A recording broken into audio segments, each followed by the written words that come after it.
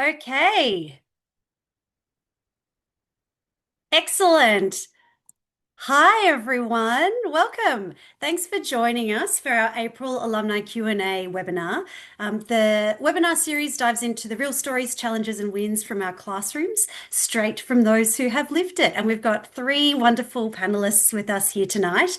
I'm Kitty Van Kylenberg. I'm from cohort 2016, and I'll be your host for this evening. But before we get started, I would like to acknowledge the traditional custodians of the land that I'm joining you from, the Wurundjeri Woiwurrung people of the Kulin Nation, and pay my respects to elders past, present, and emerging. I also extend that respect to any Indigenous people with us tonight. I acknowledge and respect their continuing culture and contribution and declare that sovereignty was never ceded. Please, while you're here, feel free to put which Indigenous land you are connecting with us from in the chat. And while you're doing that, here's what to expect this evening. We will kick off with some quick intros from our panelists, and we also have a few pre-prepared questions for you guys before opening it up for a live Q&A. If you have any question at any time, please feel free to drop it in the chat, make a comment of it.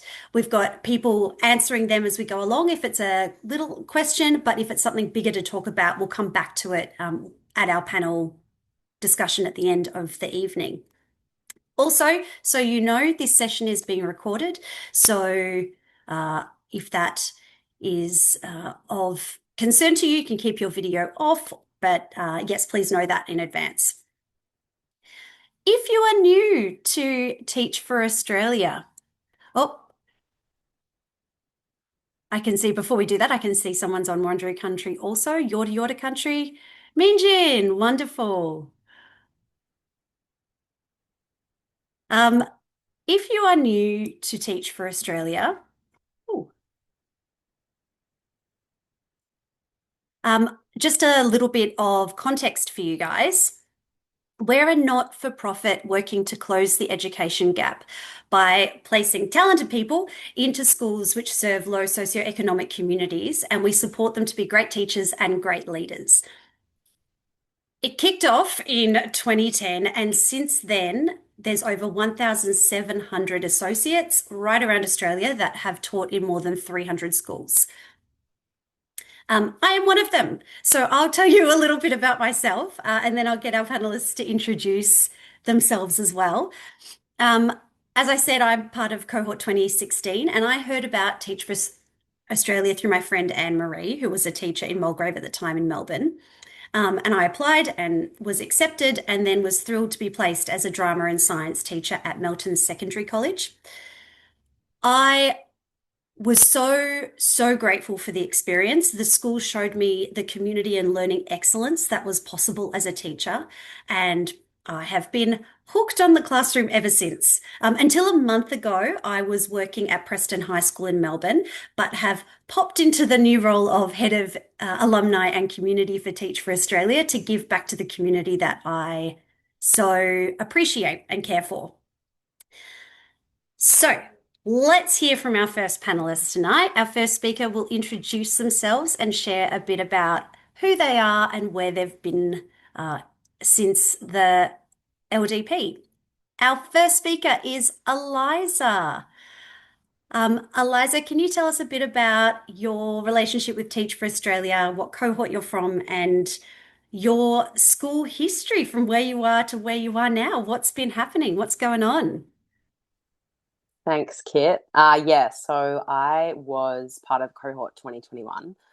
So in the midst of a Victorian COVID lockdown, I began the LDP in 2021 and 2022. I actually heard about Teach for Australia at a university summit type of thing. It was one of those stalls where there are a bunch of groups kind of putting their word out. I've never heard of TFA before, but I always wanted to be a teacher. And the reason I applied was because I was interested in kind of fast tracking my classroom entry and wanted to sink my teeth in as quickly as possible, basically. So I wasn't a career changer. I actually came straight out of my undergraduate degree and yeah, got placed at a very small school called the Berry Street School. And I was placed at the Morwell campus in regional Victoria. And that's where I not only completed my 2 years through the LDP placement, but I stayed on for an additional three. So I technically am still an employee actually at the Berry Street School. So I spent my 2 years as a classroom teacher in Morwell before transitioning into a leadership role across all four of our campuses. I was the lead teacher of teaching and learning, which kind of saw me do some curriculum development, coaching, that kind of thing. And this year I'm on a little bit of a sabbatical, a year of leave without pay, just to go and chase the sun. I've relocated up to the Gold Coast and I'm doing casual teaching just to get my teeth back into classroom practice, trying some primary school, kind of just wanting to see what else is out there. But yeah, stayed at my placement school literally up until the end of last year. So I think I've answered all the questions, I hope. Very comprehensive, and we are all jealous of your relocation to sunny Queensland, Eliza. Um, Thanks so much, mate. Now, speaker two, panelist two, we have is Trent. Trent, can you tell us about your pathway into Teach for Australia and out of the program, and where you are now, and what's happening, what's going on? Absolutely. Again, thanks for having me tonight. So my journey's a little bit different. So I have been a career changer into teaching. I was 20 years working in the wine industry as a winemaker, based up here around Chukamima on the Murray River. I'd sort of got to that point in my career where I was looking for something a little bit different. And I'd been working a lot with school leavers that were taking on apprenticeships and working in horticulture or viticulture specifically. And through that sort of connection with these young people leaving school, I sort of thought this was, I made a great connection and had a lot of, found a lot of benefit in that role of helping these kids learn, which then led me to potentially looking at different careers. Social media is where I first saw Teach for Australia, and then there was just a series of local connections that allowed me to meet other Teach for Australia personnel. So some teachers locally here in Echuca. I then decided to make the jump and applied, and was originally going to be part of cohort 2022 when another offer came up through work, which I decided to delay me jumping into Teach for Australia. After that next sort of 12 months, I decided no, that change in that original role wasn't what I was looking for, and joined in 2023. Again, I'd spent that year still touching base with some schools locally where I met some more Teach for Australia graduates, and then met some more through some of the regional outreach catch-ups that they did in our region. And then that was when I thought, no, I'm going to make the jump. So I was lucky enough to be placed in my own town here in Echuca. High demand for teachers in regional areas. I was willing to drive, within an hour radius of where I live. I've got three young children and a wife that works at the local hospital, so we're quite settled where we are. But I was lucky enough to get the placement at Echuca College, where I spent my first 2 years going through the program. I then graduated, and again, the demand for teachers and opportunities is very great in regional areas. And I had a phone call from one of the private schools in town who were chasing a science teacher. So I'm a all science, specialising mainly in chemistry and biology, as well as 7 to 10. And one of the private schools made contact. They had a teacher that was heading back to Sydney and were looking for a replacement. So I ended up changing once I got my registration, and I'm now into my second year teaching at Mima Grammar and teaching HSC biology, as well as year 9 and 10 science, and taking a bit more of a lead role in developing our curriculum for year 9 and into year 10. So that's my story. Thanks so much, Trent. It's so true that sometimes it's the community that can bring you into a situation and kind of support you in that situation. And I think we're very fortunate at Teach for Australia to have a great community of teachers that we go through the program with. It makes it a lot more cozy for us all. And our third speaker this evening is Garda. Can you tell us about your relationship with Teach for Australia and your history into the program and out of it and where you are now? Sure, thank you. So my name is Garda. I'm originally from Western Sydney. I am placed in Cobram, which is northeast regional Victoria. Cohort 2024. I heard about this program through one of my university lecturers, and he suggested, because I work really closely when I was tutoring in university, that I look into this pathway. I was working in human resources for an insurance company after I graduated. I was really interested in maybe potentially going into the classroom. So I had a couple of other programs in my mind, but TFA really stood out to me with their mission in targeting or addressing educational inequity. Their mission statement really spoke to me, and that's why obviously I'm here today.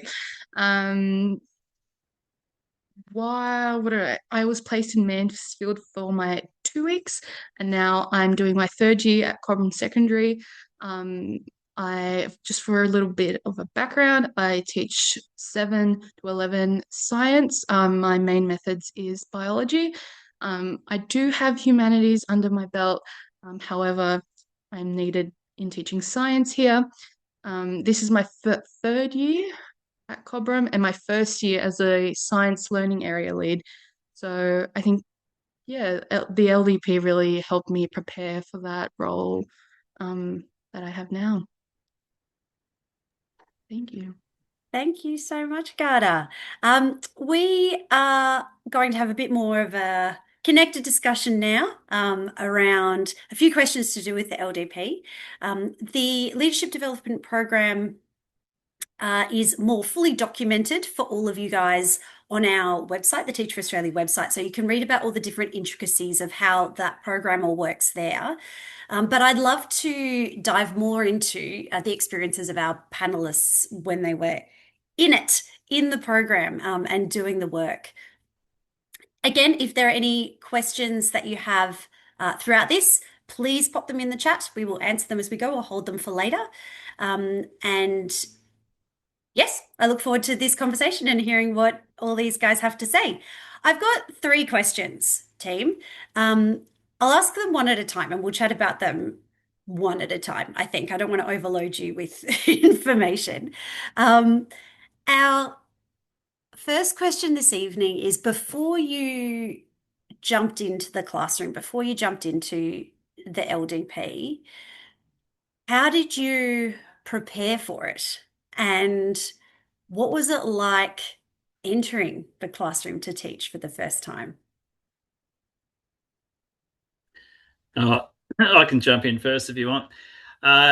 So for me, before I made that jump, sort of having that career and being quite settled, I wanted to make sure that the classroom was what I was expecting. So a big thing for me was I reached out to one of the local low SES schools in our area and just asked them, told them that the program I was looking at going into, and I was lucky enough already they had some TFA people there.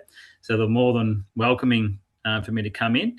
And I asked to see a range of classrooms. I just didn't want to see the BCE classrooms. I wanted to see 7 through to 12. And for me, that was really a great experience because I could see, again, I was exposed to the challenges that teachers were confronted with every day, but I could also see the benefits that in those short exposures some teachers were having with some of these students. And that just probably reinforced for me that that was the journey that I was ready to take. But I can't underestimate the value in going and spending. I think I had 3 different days that I went and just observed some classrooms within that school. And I can't underestimate how great that was for me to then understand that was the right journey for me to go on. So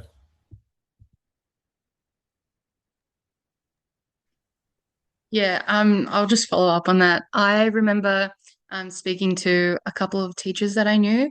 Um, Throughout university, we had a lot of high school students work in our to programs or workshops in our university. So getting a little taste of that, running programs and workshops with high school students really gave me a little brief insight into teaching in a sense.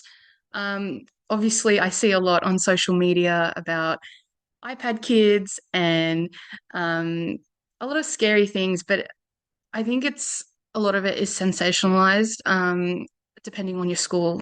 So there's just a little caveat to that. But I am at a country school and I don't see that at all here.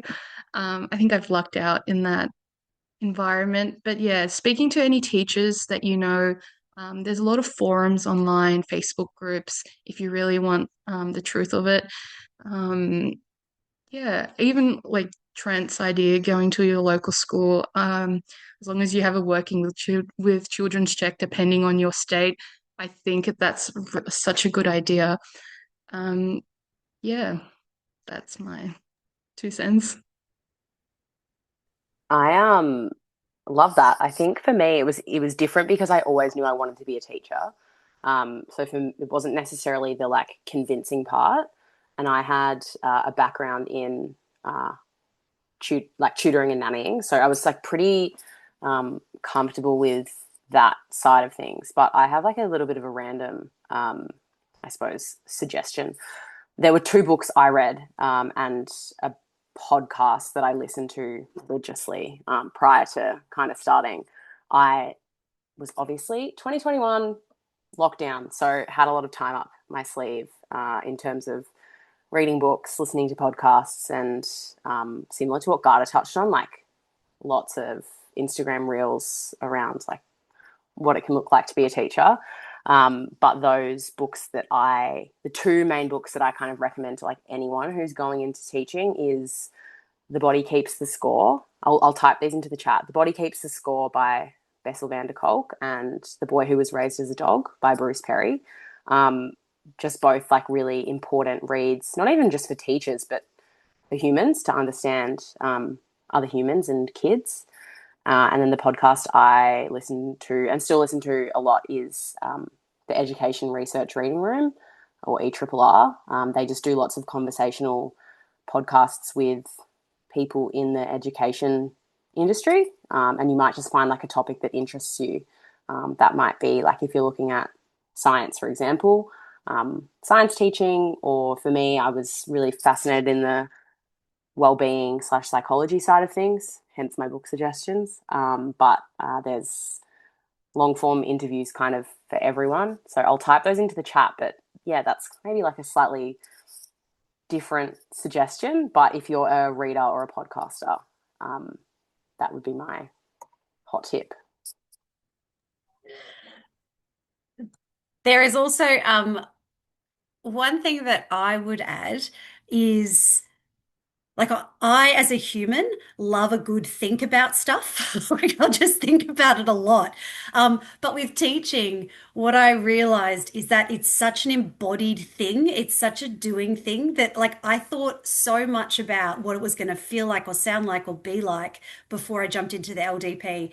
But there's almost nothing that kind of can prepare you for what it feels like to be in front of a class of humans working on figuring out what's going on with their brains and their backgrounds and how that's working with curriculum. Like it's a very embodied thing. So I guess I would say that that's thrilling in some respects, but also a little bit tricky in terms of preparation. But there are very good things like what Eliza said and what Trent and Garter said about uh, preparing yourself mentally, but it is a little bit different when you're actually in there as well.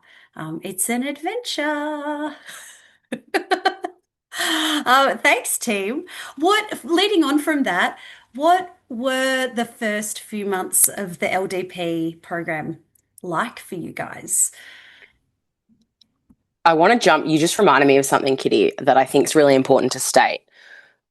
The what I like. I reminded myself every day in those initial few weeks that regardless of the program that you did to get into the classroom, whether that was Teach for Australia or a different university program that offers something similar or a traditional bachelor's or master's, you will not feel ready. You will not feel prepared. It will feel like the scariest thing you've ever done when you like teach in the front of that class on the first day. But the cool thing about Teach for Australia and why I'm so glad I made the decision to go through TFA is you have so much support around you in terms of mentorship on 3 different levels, like through Teach for Australia, through your school, and through the university, that allows you to at least feel like you're really wrapped around by support. Whereas I know friends who did the traditional pathway of doing a bachelor's or a master's and had little to no support. So I think that's something really important to state. But those first few weeks or months were exhilarating, terrifying, but so fun. I look back on my first year particularly really fondly. I had a slightly different experience to some other people where I found my second year harder than my first. I actually found my first year just really fun. Really enjoyed it.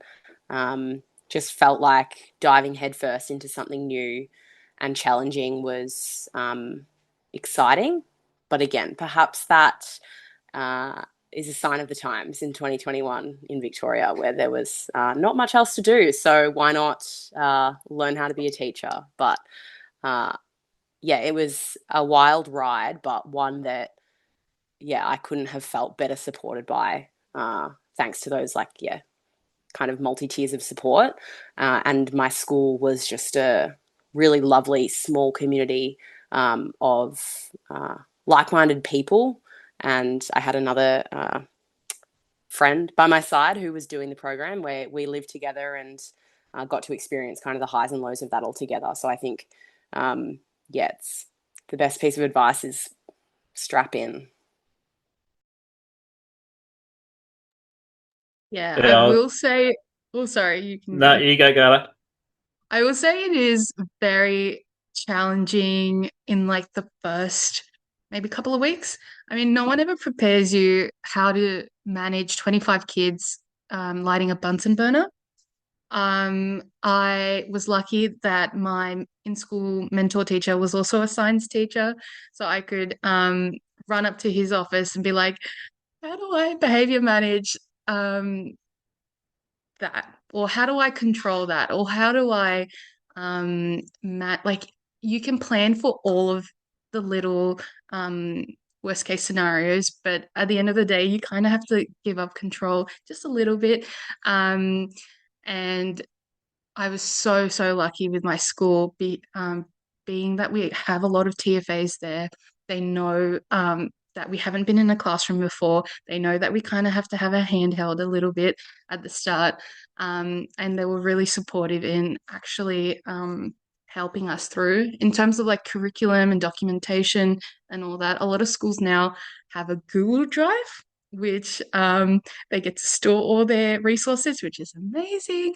And yeah, a lot of the stuff is out there on the internet. I was also really lucky with my mentor not telling me no to a lot of things. So with science, you can do a lot of experiments, you can try new things, and it's just keeping up with those kids, trying to make the lesson and the content fun. My first and second year was so fun. I got to do dissections. The kids haven't had to do that in a while. Got to like be involved with a lot of opportunities like VSEC, Atlassian, Day of AI. A lot of them are through TFA as well. They got to organize and partnered up with a lot of companies as well, like that. But also having a TFA mentor in there with like going through with you was amazing. So those fortnightly check-ins, um, always on Zoom. So I had shout out to Dave last year. He was really good. He's taught in a different in a wide range of different settings. So having an in-school mentor with one perspective and your TFA mentor who's also taught in different environments as well was really beneficial and helped me prepare to be a teacher in the classroom. Yeah, I'll only add a little bit. The big thing for me with Teach For Australia was that support that you've covered extensively tonight. That was my main driver to go with Teach For Australia. I was fairly concerned, again, probably being, 20 years post school and thinking, oh gosh, I haven't done this content for so long. But it turns out it's just like riding a bike. You soon freshen up and you have a quick read of some PowerPoints and you just fake it till you make it, really. If you've got that confidence to present in front of the classroom, you can get away with most things. No, it didn't take long to sort of catch back up. But on Garda's point, that it's really about, things are going to happen in that classroom that take you away from that original lesson plan. And sometimes it's good to roll with that because it may help you develop some relationships with those students. As long as no one's in danger and are going to get hurt, you can certainly try and have some fun because you can never plan for what the kids bring each day, the challenges, the goods, the highs, the lows, and those type of things. And it's one of those careers that you just I always feel that, especially in that first term, I remember everyone saying that the first term is just crazy. You just feel like a duck on water, trying to keep up with everything. But the importance is to always try and make sure that you take the time to get to know the kids and give them the space that they need within your classroom, or try and make it that safe space for them to learn in. So I think I spent quite a few of those first lessons getting to know the kids and trying to do some fun pracs that was still content based. Because I also found too that there was quite a few teachers that were doing similar games and the kids were starting to get a little bit sick of the games. Some kids are like, are we actually going to do some learning? So I soon sort of jumped into some more fun practicals and stuff, or little STEM challenges that the kids really enjoyed. So then that allowed us to then get stuck into the curriculum. But again, use those connections at the school, the support team, the people in Teach For Australia, the resources that are out there. But again, hopefully a lot of the schools have got great resources already for you to access, and you can just add fun little activities and different ways to present content to make it your own.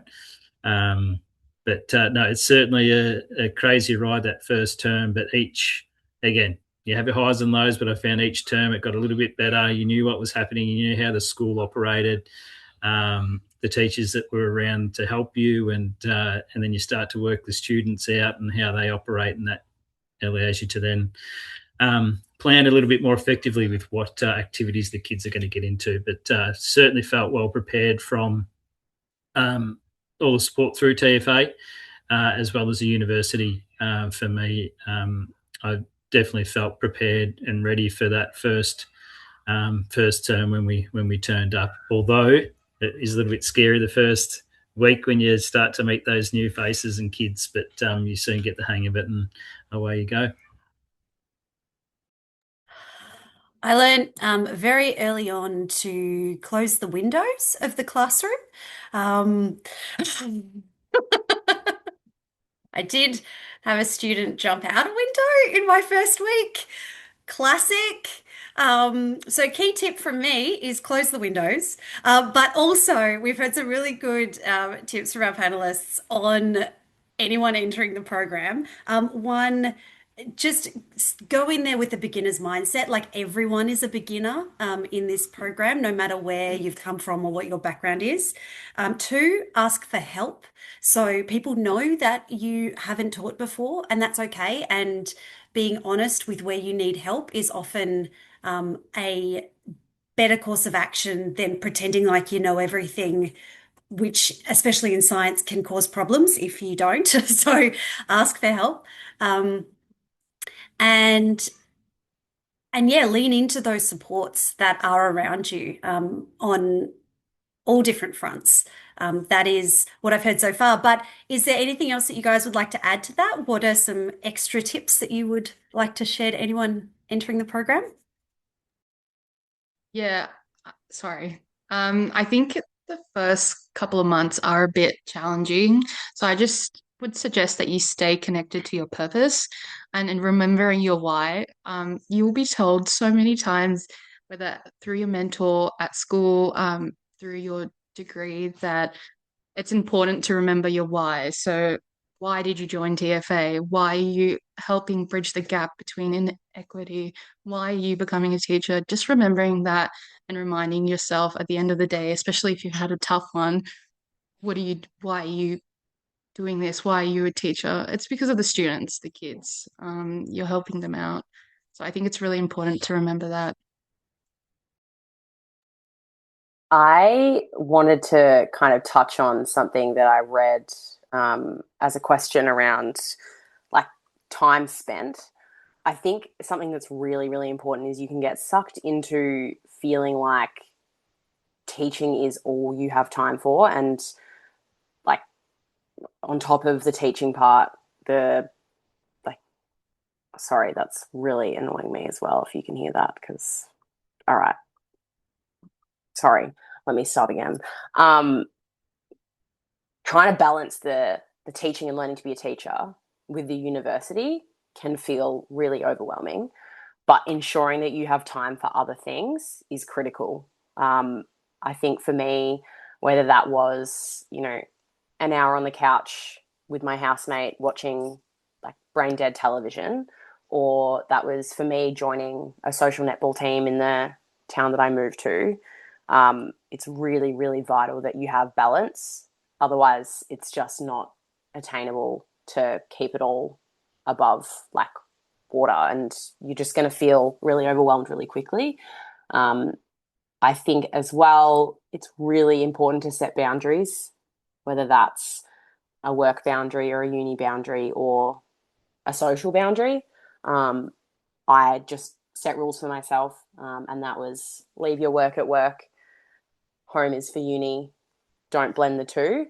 Um, I think making sure that, like, if you're a type A person like me, literally schedule things into your calendar like downtime, social time, because it can be really, really busy with yeah, learning to be a teacher. Nearly, can it feels like full time work when it's not. Um, Plus the university side of things, it's just really, really important to have a balance and have something that fills your cup every day. Because uh, we can't be good educators and good teachers if we're feeling burnt out and feeling exhausted. So I think that's really important. Yeah, thank you so much, Eliza. And Rosalind, I hope that that has answered your question as well with regards to additional things around the program. Um, and Isaac as well, you've just asked about workload, course study load. What was the balance like, and how did you manage that with your personal life too? Uh, On a lighthearted Yeah. note, oh, sorry, Trent. I was going to say I started the program with a 2-year-old. So, hot tip, have a 2-year-old at home and they will contain the ability of you to spend time studying to a very small amount of time. Um, I think it is what you make it. Obviously, you can put as much effort into that as possible, but I think the panelists hopefully will agree with me when I say that often a lot of effort is expended in that last 10% of getting something done, and to not give the last 10% the same amount of effort as you've given the first 90%, because sometimes 90% is on point, and that is great, and you're doing great. So just remember that. Trade, go for it. Yeah, some similar things there to add to. So I'm a big scheduler, that type A. I think it's very much needed to maintain the balance for the workload that you're going to encounter. The one of the best tips that I ever got was just be prepared for your classes.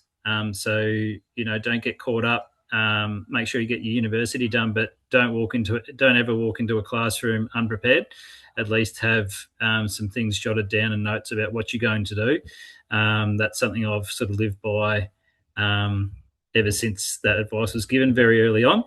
And again, I also had the 3 young kids at home.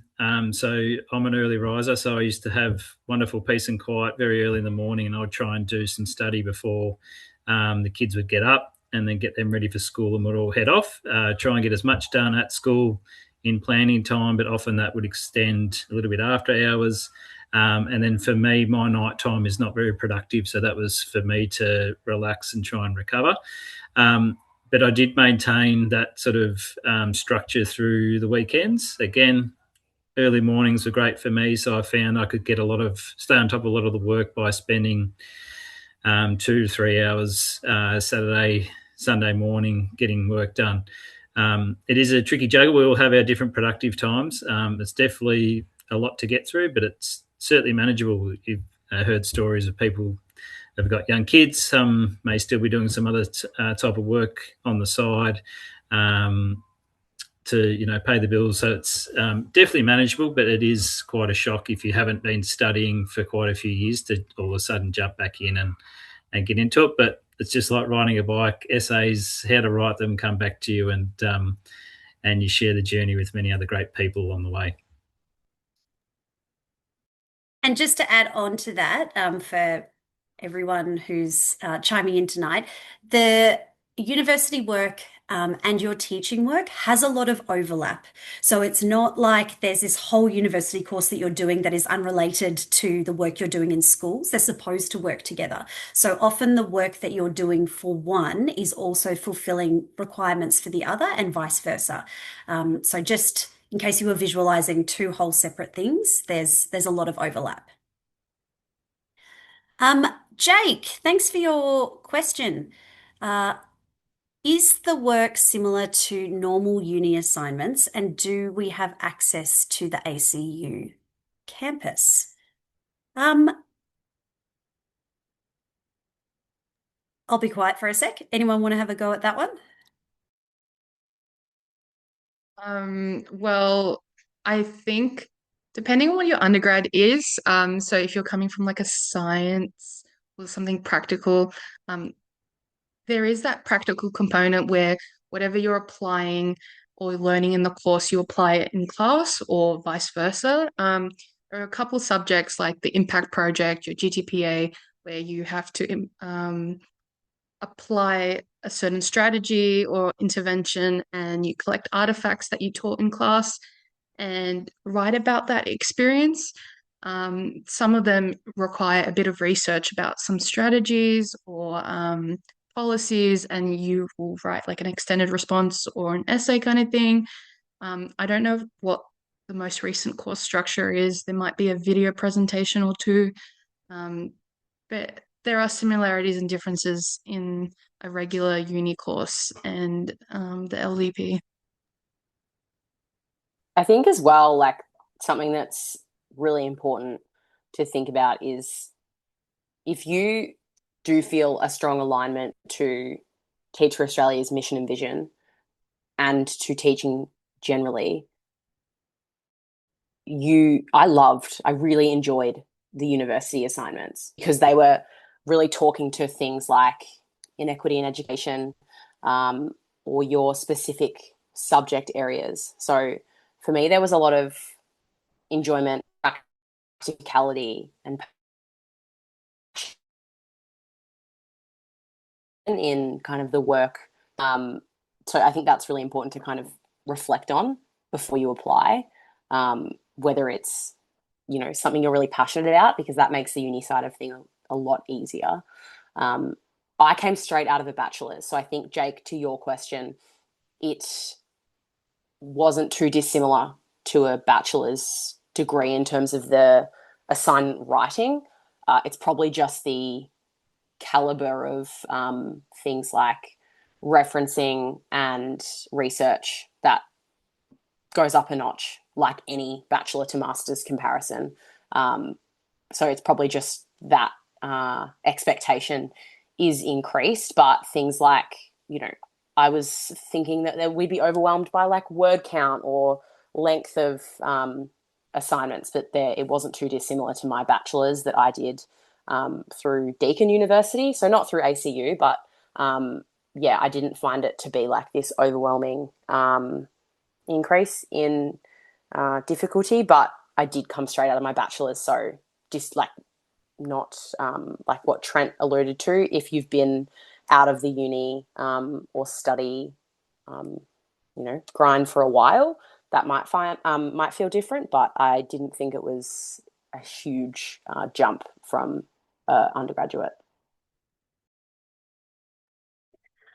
I am just seeing some excellent questions in the Q&A spot as well that I'll throw open. Tina, thank you for your questions. Tina is asking, after the 2-year program happens and finishes, are participants supported into ongoing teaching roles at their school, or do they need to apply independently? I think this is very dependent on the school and the state and your subjects and the needs of the school. But we've all had experiences of ongoing work at the schools that we've been placed in, or at least in the regions that we've been placed in. So it is less likely that a principal is going to invest in you as a person, as a teacher with Teach for Australia, and then not seek to continue your relationship and continue your investment in the school. But I know from Victoria anyway, it's a different advertised role. So technically, you do need to apply for your role because you're a different kind of employee in the program and post program. But often there is really good connection within the school that you're working in, and someone needs to be doing the job that you've been doing for 2 years. So there's often a good conversation to be had there with your leadership. What I'd like to ask all of you guys, though, is a combination of Tina's question and Jamie's question. What kind of person do you think thrives most in the program, and who might struggle? Connected to that, did any of your associates burn out or quit? Were there any experiences that you saw of that struggle? And were there any pitfalls that you think could be looked out for? Yeah, I'll jump in. So again, the people that I saw that struggled the most were probably those that weren't probably ready for the extra study as well. They're quite happy to get in and do the teaching part, and they weren't keeping up with their university studies. A few of them probably weren't organised enough to stay on top of what was needed. And probably some others that did struggle, those that probably weren't willing to reach out for help from their supervisors at school and TFA, those that sort of waited too long till they were having feelings of, that they were struggling, rather than sort of coming forward and talking to that tight-knit network that there is around you for Teach for Australia, because it is there, and it's there's so much help that can be given, whether that's for university to bump your studies back up or to help you in the classroom and teach your subjects. There's so much help out there. You just need to make sure that you're willing to accept help and be quite proactive and be organised yourself as well, I guess. I will say that I think, yeah, being proactive and organized is amazing, and it's a good quality to have. But also just being coachable, asking for feedback and being open to that feedback. I know that we're not teaching 5 days a week. You're at a 0.8 while you're doing a load. So that means you're working 8 days a fortnight and you have 2 study days in a fortnight. I was lucky to have a full day, usually in the middle of the week. So I considered it like a mini weekend, and it really broke up that work week.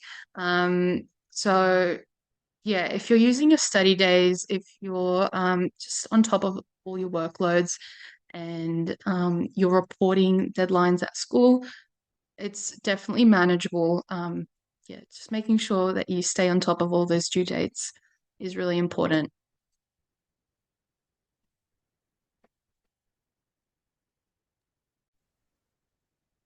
Eliza, I think you're frozen, so I'll jump in just for a sec. The other thing that I would say to this is that teaching is a marathon. It's not a sprint. Like, you don't win teaching. You're not like, you don't get a gold medal after 6 months, right? Like, it's not, there's just, that's not how it works. So I think if you can put aside any notion of I should be able to do this or I have to be at this point at a certain point, releasing that expectation on yourself will help you thrive so much more than holding some kind of invisible goal that of things that you should do, because every class is different, every year is different. You change, your students change. It's a moving thing constantly, and I think being adaptable and holding your goals um, lightly can help your stress levels and help you thrive.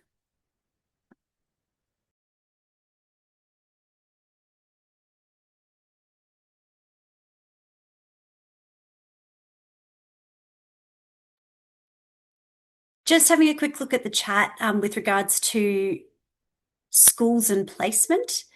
Um, the way in which placement works, once you've been uh, accepted through the application process, is there is a conversation to be had with placement around travel and where it's possible for you to be placed. The more flexible you are with where you can go, the more likely you are to be placed, because different schools need different kinds of teachers.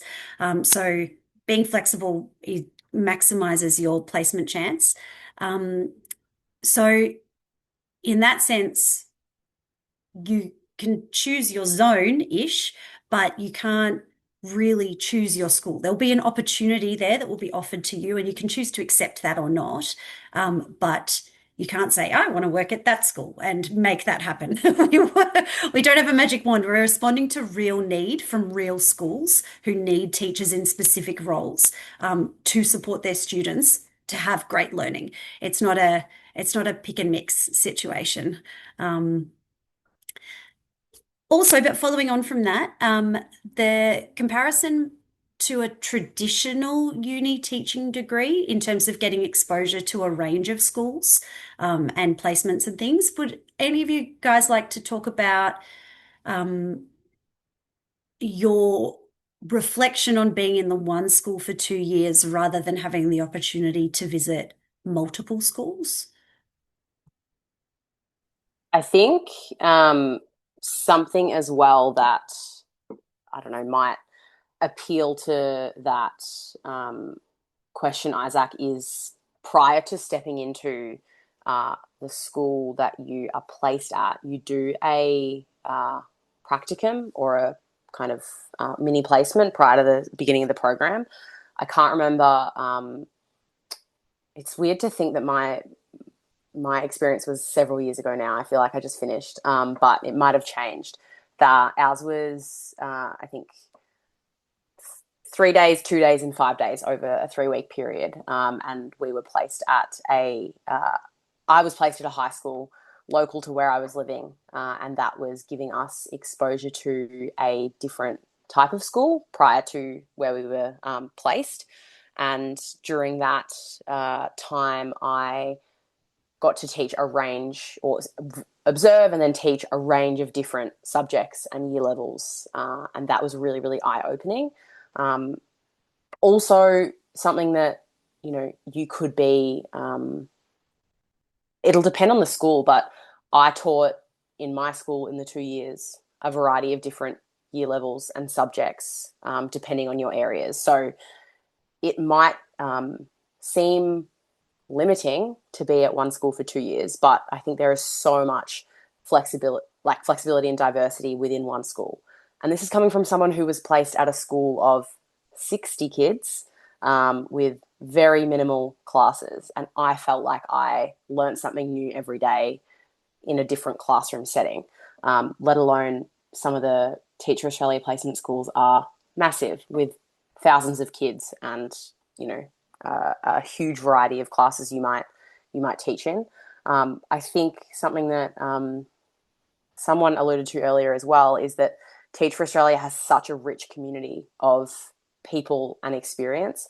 And I felt that at times that I wanted to see more and do more. And that's what you have to do. You have to reach out and talk to other people, other alumni who are maybe at another school nearby to where you are living, and looking into things like doing a visit there or spending more time talking to that person who's at the local high school 30 minutes away about their experience. I think there's so much, richness and opportunity in the Teach for Australia community, in terms of learning from others and their experiences doing the same program as you.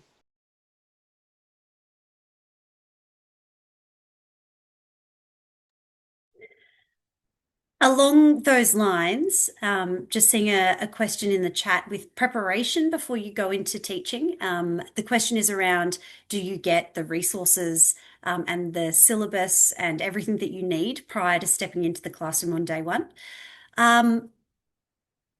It is very dependent on your subject, whether or not that subject has been taught at a certain level in a school before, whether or not a school has a centralized mechanism for collecting curriculum. So it is varied across the board.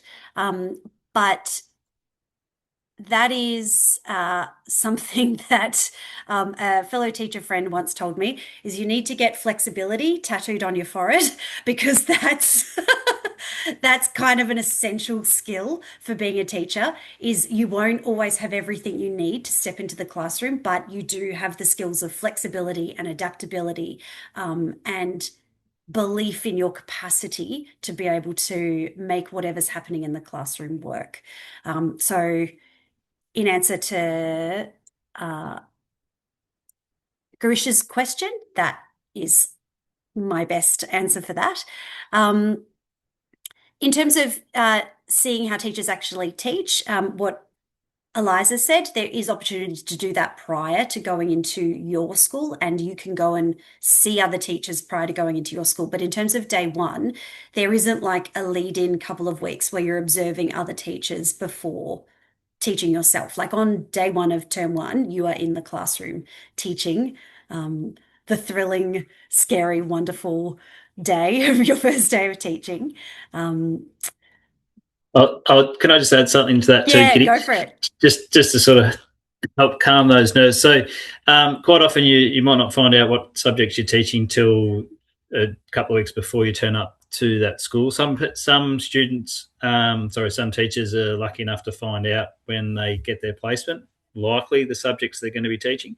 But if you're one of the ones like me, I knew I was teaching science. I didn't know what year levels, and found out, I think, 2 days before we turned up.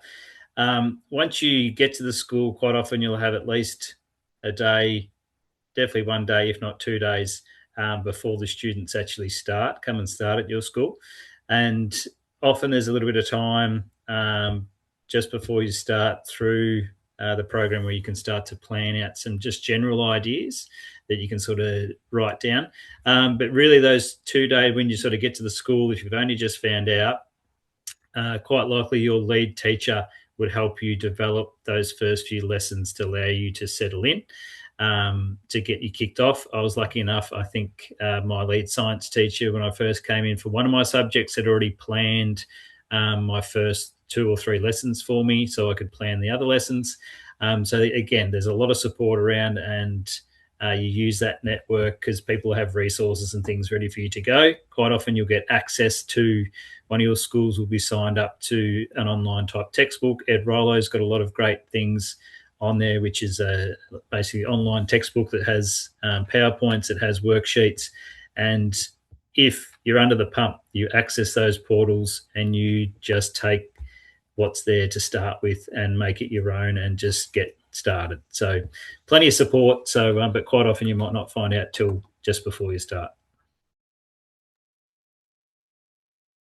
That is an excellent answer, Trent. Thank you for your wisdom and calm guidance for everyone here this evening. I'm aware of the time. It's 5 minutes to 7. I don't want to keep anyone past the hour. Rosalind, there's a quick question about changing schools if you don't like it. That is an unlikely scenario. Like your job is with the school that you have. There's not multiple vacancies floating around everywhere. Um, so, yep, so that can't happen, just FYI. But before we wrap up this evening, I just want to throw out any opportunities for any last burning questions before we thank our panelists.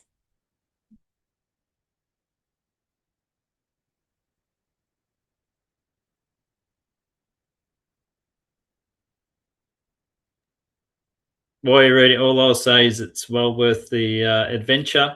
Certainly no regrets from my end. It's one of the most rewarding careers that I've ever been involved with. Allowing students to have success is a very meaningful and rewarding process. And that success is very varied. And I've certainly seen the whole range from the placement in the program. So highly recommend it. It's a fun ride. It's a full-on ride, but it's one that I highly recommend. Thank you, Trent. I'm just seeing a question from Isaac about how much TFA and placement school are responsible for your growth and development. I think something that your teaching and leadership coach will work with you on is framing how you are responsible for your growth and development and how Teach for Australia can support you in your goals for that as well. So it's very much your success in the program is very much driven by, as Garda said, how coachable you are and how willing you are to have those conversations around your growth and development with all the various supports. The placement school, because you're in it so much, I'd say has a bigger influence on how you become a teacher and the ways in which you do that. But there is a lot of different supports and different voices to hear when it comes to your growth and development. Last thing for our panelists before we sign off for this evening, quick sentence to finish. For you personally, what was your biggest challenge throughout the 2 years? It can be something large or it can be something small, like I couldn't find my favorite pen. Whichever, whichever was your biggest challenge. Mine was balance and managing my own expectations. I feel like I was my biggest critic and just wanted to win, kind of like Kitty alluded to. Kitty was my coach, our mentor in the program, and I feel like she had that conversation with me many times. You can't win teaching. Very important to realize that.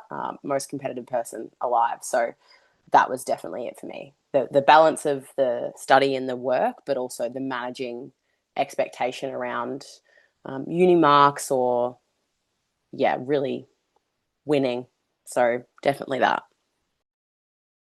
I think mine is a little bit more niche in the sense that I moved 7 hours away from my hometown, and finding a new environment, going from inner suburbs to country, regional Victoria was a really big challenge for me. But luckily enough, we have a lot of TFAs in the area. A lot of my cohort was placed around me as well. So just having that little found family, I'm very much still great friends with them. We see each other multiple times a week. We're always on the phone with each other. And yeah, just having that support system with me, I was really lucky in that. So yeah, that was my challenge. For me, the biggest challenge, a little bit different, was probably seeing the extent of the challenges many students go through from day to day just to come to school, and realising that school for some of them was their safe place. Me being quite, I guess, having a very privileged upbringing, not being exposed to some of those challenges on a daily basis really was quite confronting for me. And I certainly spent a lot of time chatting to a few people at the school as well as TFA just to help me process what was going on and not to emotionally take on what was happening for them, and just to be there as a support person for them and sort of try and make school as a positive experience as it can be. Thank you so much, Eliza, Garda, and Trent, for your wisdom and care for our community tonight. I hope that you have had a informative experience tonight to everyone that is chiming in.